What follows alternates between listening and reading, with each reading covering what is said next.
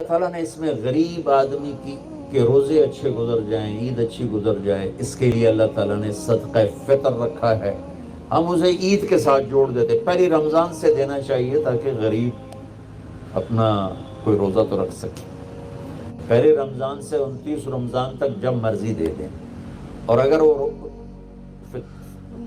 فطرانہ ادا نہیں کرتا تو اس کے روزے اس کے سر کے اوپر سے بھی نہیں جاتے، وہیں کھڑے رہتے ہیں۔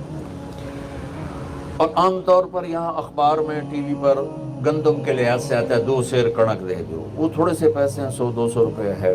میں آپ کو آپ سب مالدار لوگ بیٹھے ہیں، میں آپ کو اپنے نبی کا صدقہ فطر بتاتا ہوں کہ آپ کیا دیتے تھے۔ آپ کشمش دیتے تھے، کھجور دیتے تھے،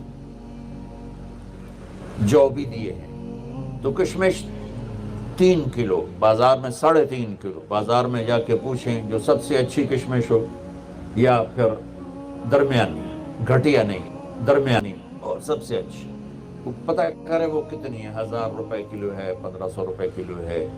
آپ کے گھر کے 4 افراد ہیں تو ایک گھر سے 6000 روپے غریب کو جائے گا۔ آج تو 6000 میں ایک ہفتہ نہیں گزرتا۔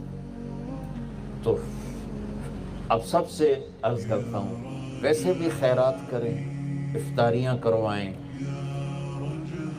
اور صدقہ فطر کشمش کے حساب سے دیں۔ یہ آپ سب بھائی بہنوں کی خدمت میں گزارش ہے۔